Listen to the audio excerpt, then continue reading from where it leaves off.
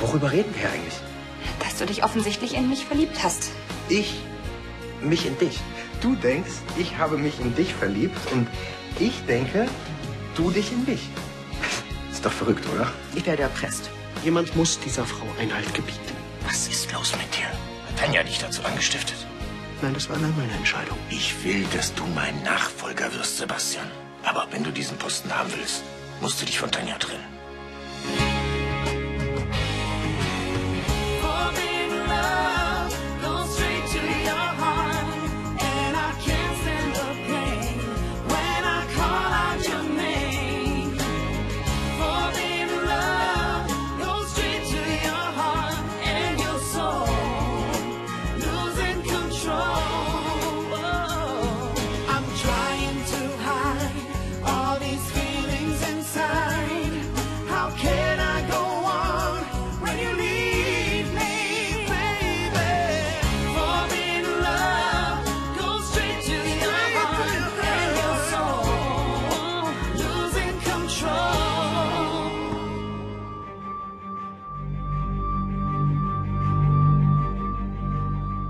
Ich fasse noch mal kurz zusammen. Kurz bevor du mich notariell zum Chef dieser Firma machen willst, da fällt dir ein, dass ich mich dafür noch schnell von meiner Frau trennen soll, ja? Sebastian, man wird mein Herz anhalten, mir die Schädeldecke aufsägen und ich werde klinisch tot sein. Und wenn man den Experten glauben darf, dann ist die Chance, dass ich wieder aufwache, ziemlich gering. Ich kann nicht in diese Ungewissheit gehen, ohne zu wissen, dass mein Nachfolger frei und selbstbestimmend seine Geschäfte führen kann. Und wieso glaubst du, dass ich das nicht kann? Nicht mit dieser Frau, Sebastian. Nicht mit dieser Frau.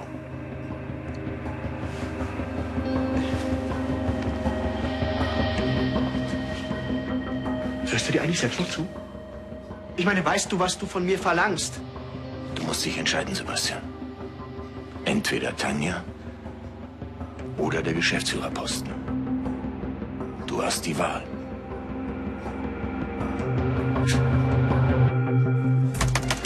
Ich hasse das Internet und das Internet hasst mich. Das sind wenigstens geklärte Frontenprobleme. Wieso? Weil du gerade meinen Laptop zerstörst. Ich habe mein Passwort von Click Your Love dort leck mich vergessen. Dein Passwort. Gut, dann eben Rickys Passwort. Mit dem du dich seit Wochen in seinen Account einloggst, um seine Dates zu verscheuchen.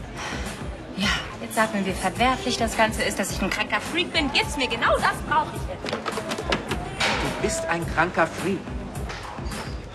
Ich dachte, ihr habt beschlossen, nur Freunde zu sein. Haben wir auch. Und was willst du dann in seinem Account?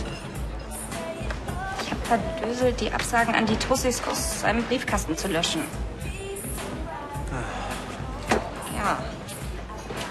Es ist doch nur eine Frage der Zeit, dass er merkt, dass ich das war. Und dann denkt er, dass ich mich vielleicht doch in ihn verknallt habe. Oder was weiß ich, was er dann denkt. Dass du eine durchgeknallte Pappnase bist wahrscheinlich.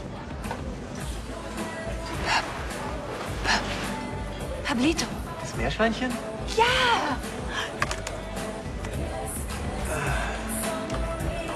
Und? Das verdammte Meerschweinchen funktioniert nicht mehr. Dann hat er das Passwort wahrscheinlich geändert, würde ich sagen. Oh no. Oh yes.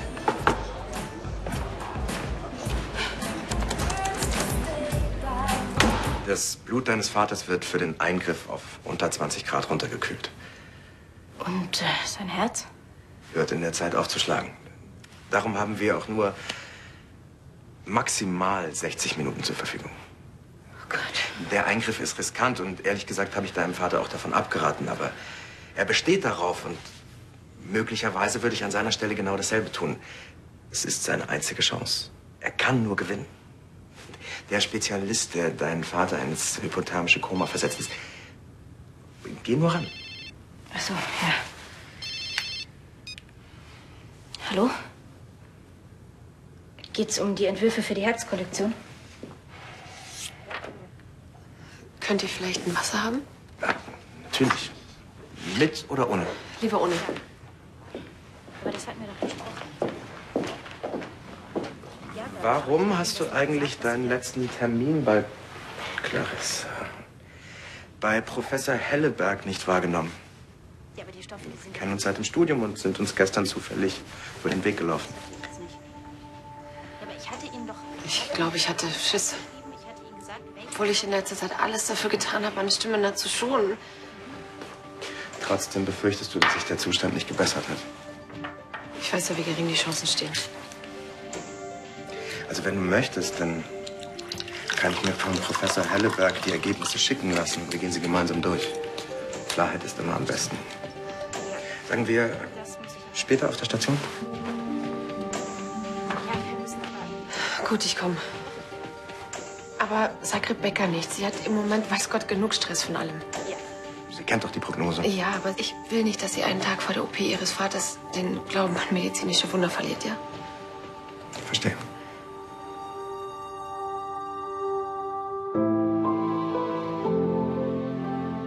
Ich würde vorschlagen, du bringst jetzt erst einmal diese OP hinter dich. Ja? Sebastian, dass du Clarissa mit diesen Fotos erpresst hast, das war doch nicht deine Idee. Kannst du es einmal gut sein lassen? Was ist hier los? Mein eigener Vater stellt mir ein Ultimatum. Na, dunkle Wolken am Horizont? Dann können wir die Datei jetzt wohl abbestellen, hm?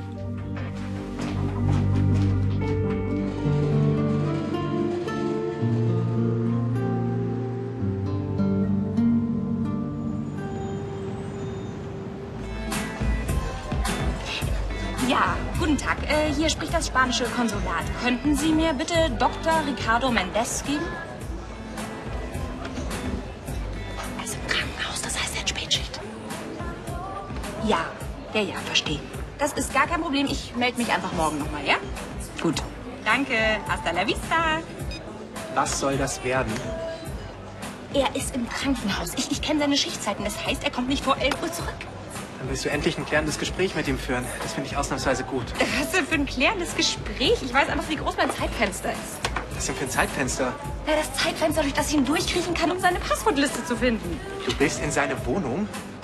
Siehst du eine andere Möglichkeit? Das Einzige, was ich sehe, ist ein ziemliches Debakel. Nur die Harten kommen in den Garten.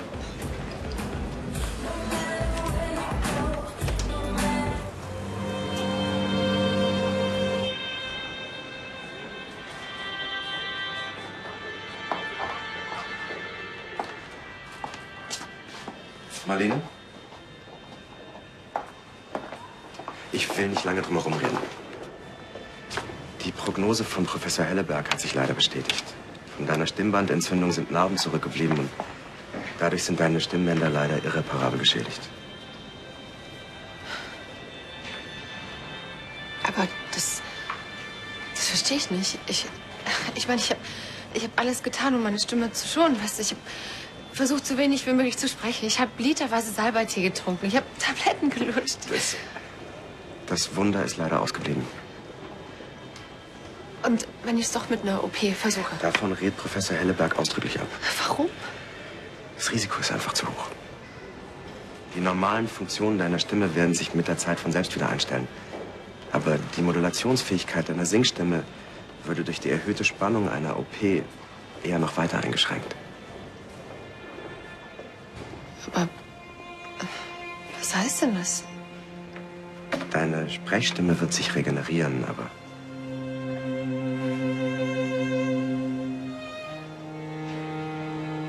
meine Singstimme.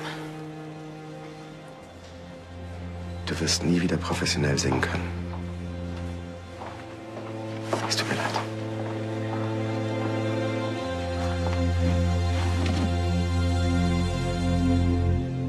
So, meine süße Maus, wir machen uns ganz schick für Papas großen Tag, ja? Hey, Sebastian, wir sind noch gar nicht so weit. Ihr könnt euch wieder umziehen. Was? Es gibt nichts zu feiern. Der Notartermin findet nicht statt. Aha. Wieso? Mein Vater stellt plötzlich Bedingungen. Er macht mich nur zu seinem Nachfolger, wenn ich mich vorher von dir scheiden lasse. Und Sie sind sich sicher, dass Sie sich nicht verhört haben? Sebastian wird den Laden nicht übernehmen. Es sei denn, er reicht die Scheidung von Tanja ein. Eins muss man Ludwig lassen, wenn es drauf ankommt. Zieht er die Zügel an. Und Sebastian kriegt rote Flecken im Gesicht. Das ist ja fast schon klassisch. Eine Frau bringt den aufstrebenden Helden zu Fall. Glaubst du etwa, Sebastian hat versucht, Clarissa mit diesen widerlichen Fotos zur Aufgabe ihres Geschäftsführerpostens zu zwingen? Niemals. Der Junge ist von Tanja manipuliert worden und das nicht zum letzten Mal. Ludwig, bitte. Morgen wirst du operiert und niemand weiß, Genau, niemand weiß, was morgen sein wird. Und deswegen muss ich die Sache heute klären. Es muss ja wohl irgendwie eine Möglichkeit geben, ihn umzustimmen. Sie können Emma wieder umziehen. Ja, komm mal mit. Wir müssen mal uns umziehen gehen. Lässt du den Wagen los, bitte? Ja. Ja? Emma, geh kurz mit, ja? Er hat mir ein Ultimatum gestellt. Bis morgen. Der meint das wirklich ernst. Dann sprich doch noch mal mit Elisabeth. Ach, auf sie hört er doch genauso wenig wie auf mich. Dieser Mann ist wie in einem Tunnel.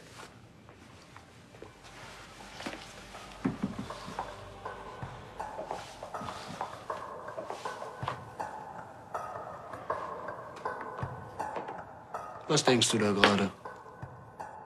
Drehen wir den Spieß um? Wie jetzt? Tun wir ihm den Gefallen. Lassen wir uns scheiden.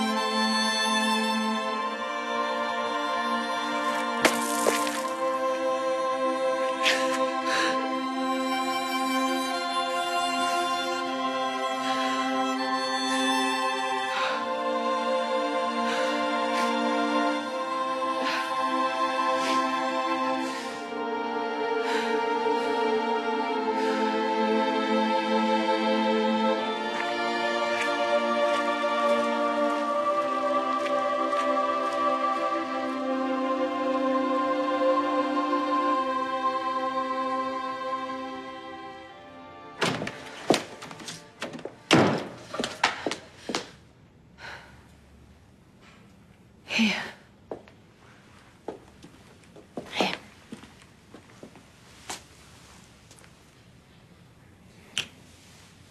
Ich bin auch gerade erst vor 10 Minuten gekommen. Warst du so lange bei LCL? Ich bin rumgefahren, hab nachgedacht. Wann wird dein Vater operiert?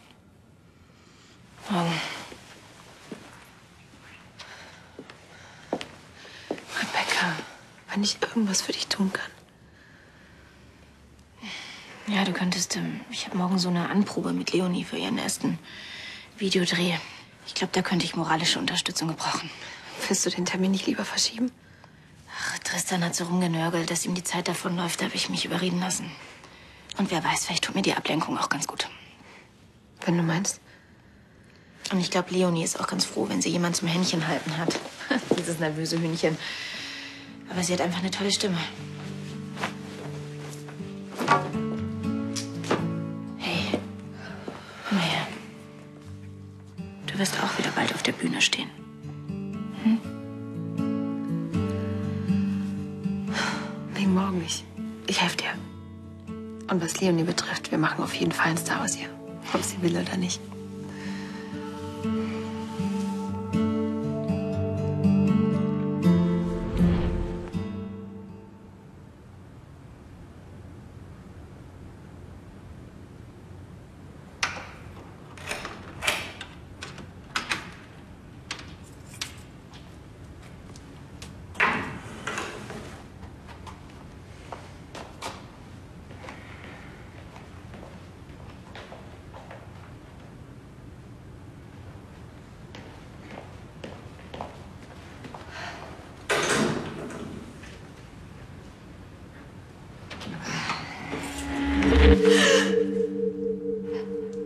Gut, dass ich Sie treffe. Oh Gott, Sie sind meine Rettung. Wissen Sie, diese Unterlagen hätte ich eigentlich Frau von Anstetten bringen sollen.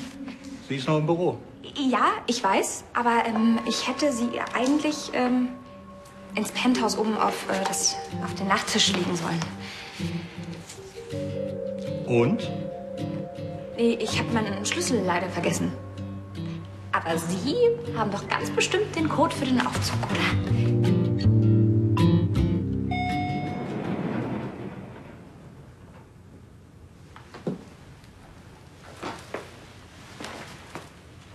Yes.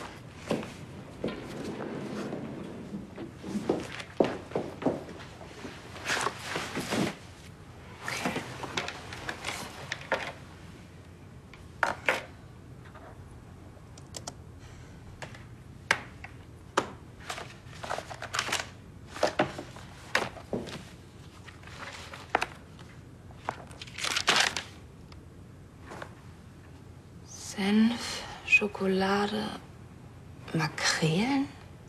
Ah, soll noch mal einer sagen, ich habe einen abartigen Geschmack. Kann ich dir irgendwie behilflich sein? Ich kann das erklären. Da bin ich aber gespannt. Du willst mir gerade also ernsthaft einreden, ich soll mich zum Schein von dir trennen aus Mitleid mit meinem Vater? Oder aus Respekt vor seinem letzten Willen? Ja, du hast die Möglichkeit, ihm diese Angst zu nehmen mit einer klitzekleinen Scheinscheidung. Du bist verrückt. Nein, ich bin nicht verrückt, aber ich sehe nicht nur alles schwarz oder weiß. Oh, das tut mir leid, Tanja. Aber die Wirklichkeit ist auch nicht so farbenfroh wie deine Fantasie. Zumal dein Vorschlag beinhaltet, dass ich meinen Vater, der zufällig im Sterben liegt, anlüge. Er zwingt dich dazu. Gut, komm, pass auf, wir spielen es durch. Wie soll es aussehen? Soll ich beim nächsten Frühstück erzählen, wir haben uns nachts auseinandergelebt? Das ist doch ein schlechter Witz, nur dass keiner lachen wird. Bist du fertig oder willst du vielleicht auch noch den Rosenkranz beten? Herrgott, Sebastian, diese Komödie würde keine 24 Stunden dauern. Ist es so viel verlangt? Wenn wir es nicht tun, wird Ansgar die Lücke zu nutzen wissen. Welche Lücke denn überhaupt? Hast du schon einmal in Betracht gezogen, dass mein Vater diese OP auch überleben könnte? Und was machen wir dann? Was machen wir danach? Kämpfen wir dann noch zum Schein um das Sorgerecht für Emma? Dein Vater lässt diesen Eingriff gegen den Rat der Ärzte durchführen. Insgeheim weiß er, dass es nicht funktionieren wird. Und wenn du ehrlich bist, dann weißt du das auch. Diese OP ist eine Art Sterbehilfe, Sebastian. Du kotzt mich an.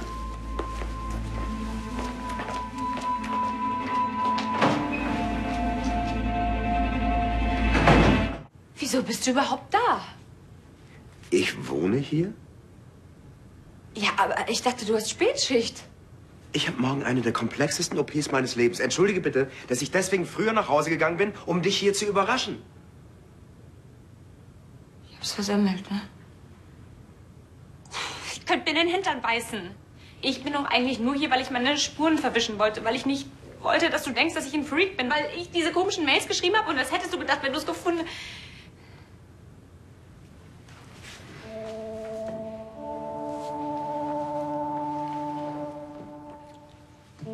Ricardo, ich weiß, es war total daneben. Mann, ich wollte dir doch nichts Böses. Weißt du, das Ganze, das hat eigentlich überhaupt nichts mit dir zu tun. Du hackst dich in meinen Dating-Account, ja? Cancelst meine Dates. Vergraulst damit vielleicht die Frau meines Lebens. Brichst in meine Wohnung ein und das Ganze hat nichts mit mir zu tun. Willst du mich auf den Arm nehmen? Wie bist du überhaupt hier reingekommen? Okay, mit der Security werde ich auch noch ein ernstes Wörtchen reden. Was kommt als nächstes, Jessie? Kontrollierst du meine Post? Tappst du die Telefonleitung an, ja? Warum gibst du nicht einfach zu, dass du scharf auf mich bist, anstatt hier so einen Aufriss zu veranstalten? Auf dich? Also jetzt bild dir mal bloß nichts ein. Ich bild mir überhaupt nichts ein. Du hast mich faktisch gestalkt, Jessie, und ich will wissen, warum. Weil ich Angst hatte, verdammt! Angst vor was? Angst vom Alleinsein. Ich wollte einfach, dass jemand bei mir ist. Wenn du dich mit diesen Frauen getroffen hättest, dann wann hättest du denn dann noch Zeit für mich gehabt? Geh. Ricardo, Geh einfach. Verschwinde.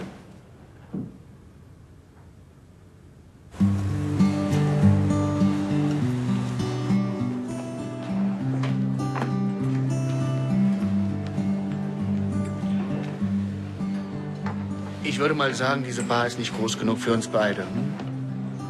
Warum denn so feindselig? So, Danke. Lassen Sie mich raten. Ludwig fand es nicht besonders prickelnd, dass Sie mich mit diesen Schmuddelfotos unter Druck gesetzt haben. Und hat sie enterbt. Verschwinden Sie. Naja, ist ja auch kein Wunder, dass ein Vater sein Erbe nicht einem Sohn vermachen will, der von krimineller Energie betrieben ist. Machen Sie sich nichts draus.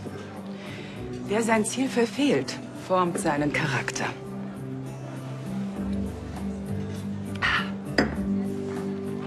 Das wird schon noch.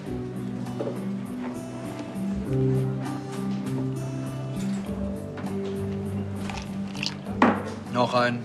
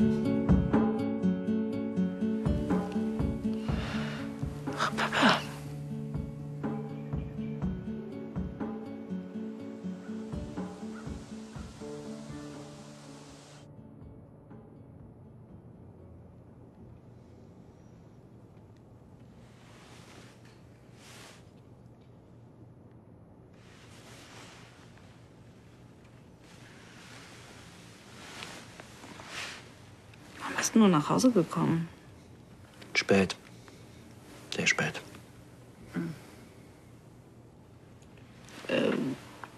Alles okay mit dir?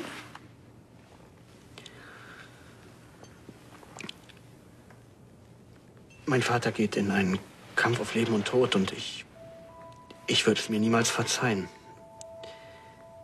wenn ihm etwas zustößt, ohne dass wir uns vorher ausgesöhnt haben. Soll was bedeuten?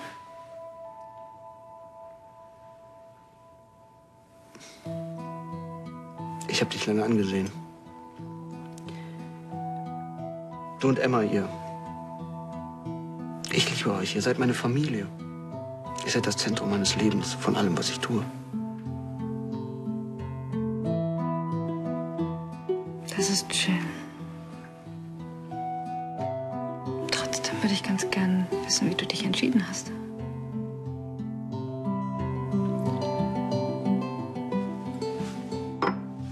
Ich habe mich entschieden, so zu handeln, wie es ein Sohn in dieser Situation tun sollte. Und das heißt?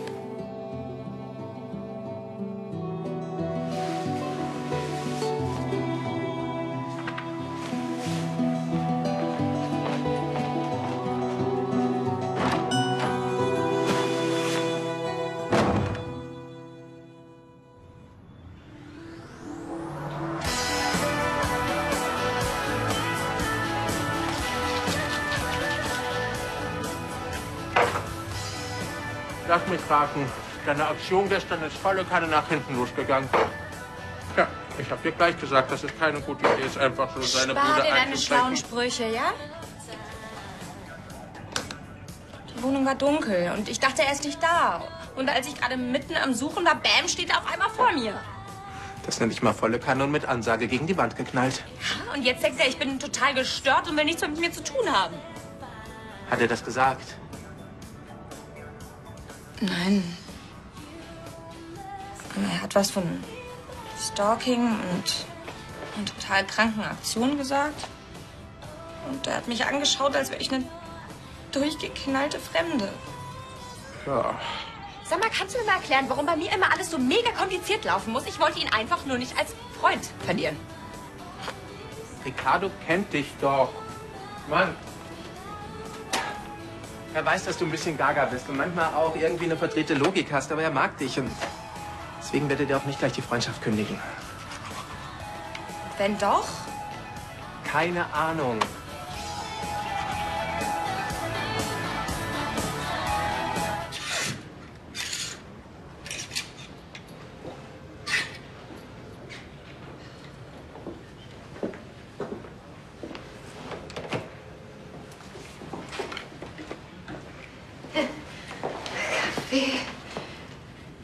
Danke. So, und jetzt gib mir was Richtiges zu tun. Dafür bin ich ja schließlich mitgekommen. Ja, das ist Kaffee kochen. Tja. Dein Vater? Er müsste sich jetzt bald auf den Weg machen ins Krankenhaus. Hey, wir können die Kostümprobe immer noch verschieben. Auf keinen Fall. Oder Leonie und ich, wir treffen einfach schon mal eine Vorauswahl und du hast dann noch das letzte Wort. Das ist lieb von dir, aber ich muss irgendwas mit meinen Händen machen, weißt du? Ich bin froh, wenn ich was zu tun habe, dann bin ich abgelenkt. Morgen. Hey, morgen, Leo. Morgen. Na, bereit? Von mir aus kann's losgehen. Gut. Ich habe dir hier schon ein paar Sachen hingehängt und ja, guck doch einfach mal durch, was dir gefällt, ja? Super. Ach, und das richtige Feeling. Ich finde, sie hat nicht nur eine tolle Stimme, sondern auch eine richtig gute Ausstrahlung, oder? Hey, was ist los? Ich habe nicht so gut geschlafen, das ist alles. Entschuldige mich.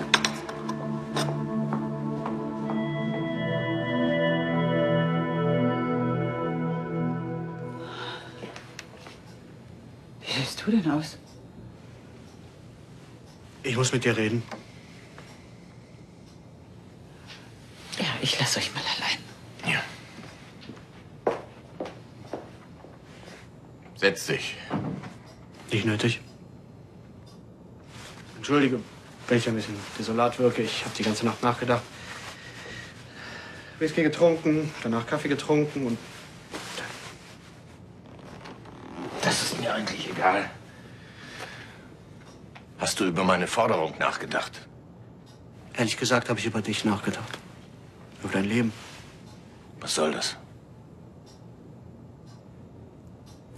Zur eigenen Familie zu stehen.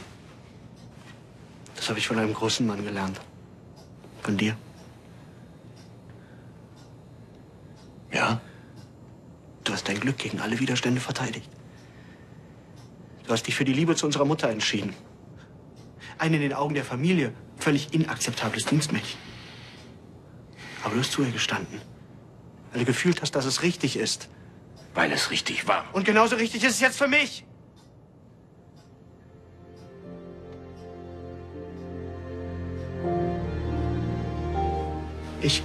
Ich kann es doch gut verstehen. Dass du besorgt bist, dass du Einfluss nehmen willst darauf, wie es mit der Firma weitergeht, wie es mit allem weitergeht. Aber du verrätst deine Ideale. Nein, Sebastian. Ich verteidige meine Ideale.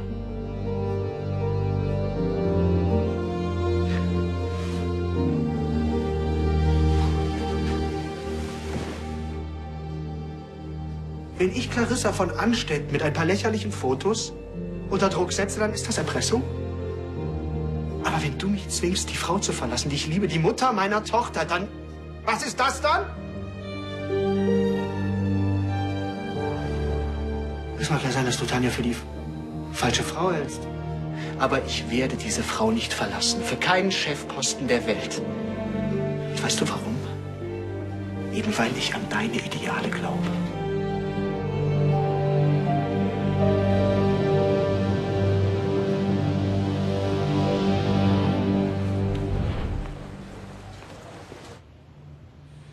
Marlene? Hey. Du, Leonie, vermisst uns bestimmt schon. Du gehst hier nicht raus, bevor ich nicht weiß, was los ist.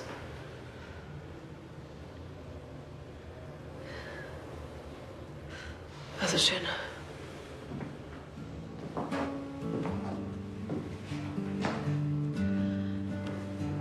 Ich war gestern Abend noch im Krankenhaus. Ricardo hat mir mein Untersuchungsergebnis erklärt. Jetzt habe ich die endgültige Gewissheit. Ich werde tatsächlich nie wieder singen können. Helene, warum hast du mir das heute Morgen nicht gesagt? Dein Vater wird heute operiert. Ich wollte nicht auch noch meine Probleme bei dir abladen. Ich komme schon klar.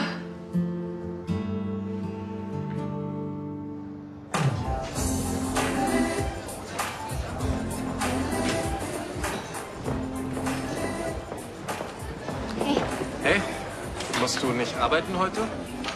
Ich kann ruhig mal auf mich warten. Wenn du dir das leisten kannst?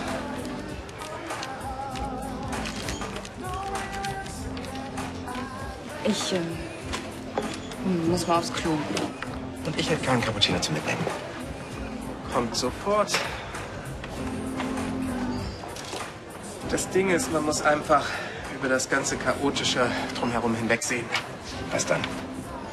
Dann merkt man, dass sie im Grunde genommen ein herzensguter Mensch ist. Ein herzensguter Mensch mit reichlich krimineller Energie. Ich gebe es ja zu, die Aktion mit dem Datingportal, die war wirklich eine harte Nummer. Passwörter knacken, private Dates manipulieren oder einen Einbruch obendrauf, um die Sache rund zu machen. Ich könnte das anzeigen. Ich finde es wirklich nicht lustig. Ja, ich habe ja auch versucht, dir das auszureden, aber du kennst doch ihren Dickkopf. Das Ding ist, sie tut das nicht, um dir zu schaden. Das macht's trotzdem nicht besser. Mann, du kennst sie doch. Sie stößt irgendwas an, dann wird eine Lawine draus und am Ende begräbt sie selbst und dann passiert halt sowas wie gestern Abend. Ja, was soll ich jetzt machen? Den Bernardiner spielen? Mann, sie weiß doch selbst, dass sie Mist gebaut hat. Sie ist doch nicht blöd. Das ist ihre Art, dir zu zeigen, dass du ihr wichtig bist. Du bedeutest dir was, eine ganze Menge sogar, und das ist ehrlich gemeint. Ehrlichkeit hat doch immer eine zweite Chance verdient, oder?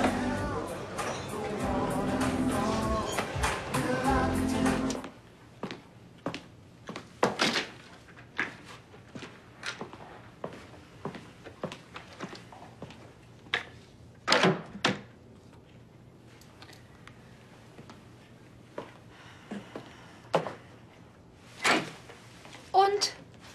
Was und? Ach, Sebastian. Ich habe gesagt, was ich zu sagen hatte. Und das hat sich richtig an. Dann konntest du ihn umstimmen? Keine Ahnung. Ich habe ihm gesagt, dass ich aus ganzem Herzen hoffe, dass er überlebt und dass ich dich liebe. Das ist wirklich sehr romantisch. Was bedeutet das genau? Das wird man sehen. Ach ja, und was die Nachfolgerfrage angeht, da kam es zu keiner Entscheidung. Verdammt, Sebastian! Was? Deinem Vater wird in einigen Stunden der Schädel aufgeschnitten. Dann ist alles zu spät. Begreifst du das eigentlich nicht? Du hörst mir jetzt mal gut zu.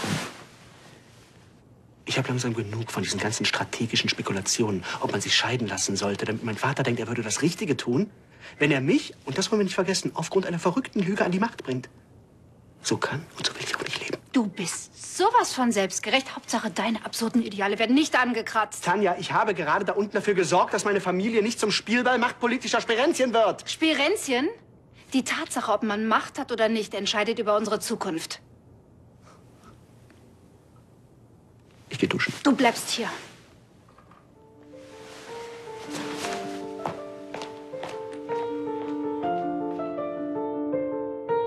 Der Konflikt mit Sebastian macht dir zu schaffen, nicht wahr? Ja.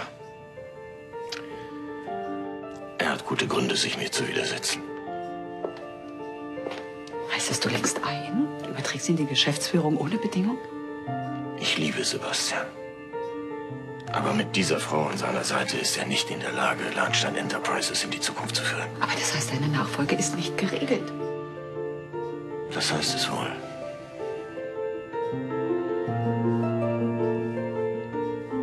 Es ist Zeit, in die Klinik zu fahren.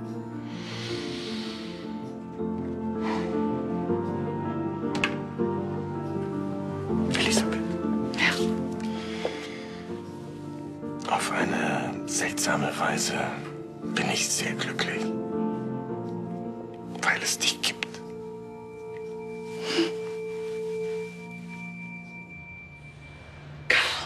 ist auch noch alles meine Schuld. Nein, das stimmt nicht. Du warst auf einem guten Weg. Schuld hat Tristan. Der Qualm beim Gestütsbrand, der hat deine Stimmbänder angegriffen. Sonst wäre doch alles wieder in Ordnung. Nein, ich hätte doch niemals auftreten dürfen gegen den ausdrücklichen ärztlichen Rat. Das ist meine Schuld. Aline, bitte versprich mir, dass du beim nächsten Mal sofort zu mir kommst, ja? Ich hätte es ja getan. Aline, ich denke, dass ich selbst entscheiden kann, ob ich eine zusätzliche Belastung ertrage oder nicht. Aline, ich liebe dich. Und ich bin immer für dich da, egal was passiert. Komm her.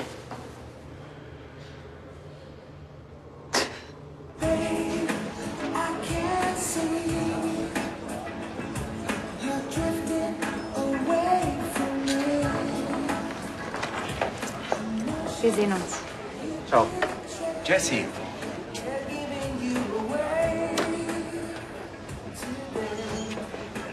Nach der ganzen Aktion hätte ich 1000 gute Gründe, nicht mehr mit dir zu reden, nichts mehr mit dir zu tun haben zu wollen.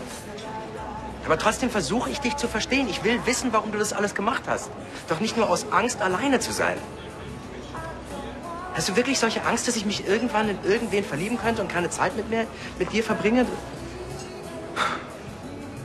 Vielleicht. Scheiße, ja. Du willst wirklich nichts von mir wissen? Nein, ganz bestimmt nicht. Nach der Katastrophe mit Daniel, da habe ich doch eh keinen Bock mehr auf eine Beziehung.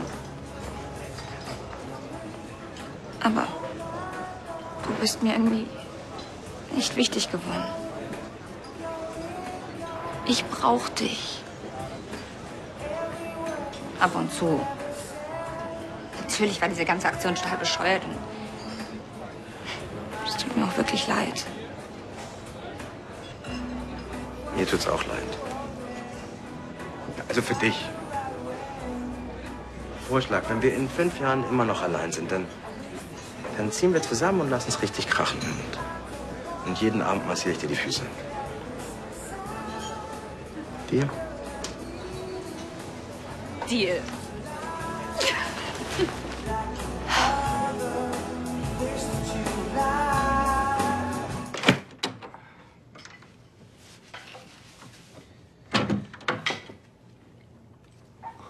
Schon wieder? Sag bitte, dass das nicht wahr ist. Alles, worum ich dich gebeten hatte, war eine klitzekleine Notlüge, Sebastian. Ach, jetzt willst du mich auch noch erpressen. Entweder ich belüge meinen sterbenskranken Vater oder du verlässt mich? Oh Gott, warum musst du mir alles so schrecklich dramatisieren? Es wäre dabei um nichts gegangen. Nein, nur darum, dass ich dich liebe und dass ich gerne dazu stehen würde. Und wo stehen wir denn? Hm? Mal wieder in der 2. Reihe. Komisch, andere Frauen freuen sich immer darüber, wenn ihre Männer ihnen gegenüber loyal sind. Du sollst nicht loyal sein. Du sollst endlich Chef sein, verdammt nochmal. Würdest du mir vielleicht mal helfen?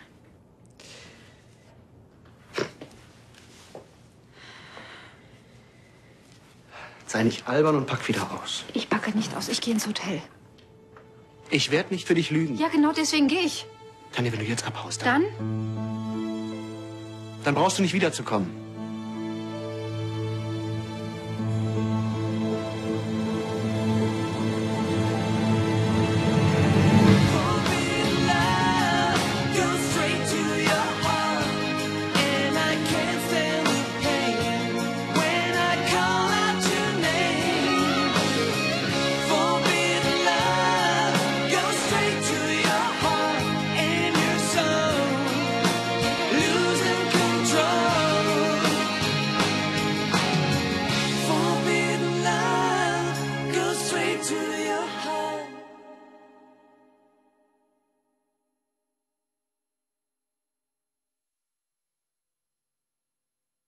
Mehr Videos finden Sie in der Das Erste Mediathek.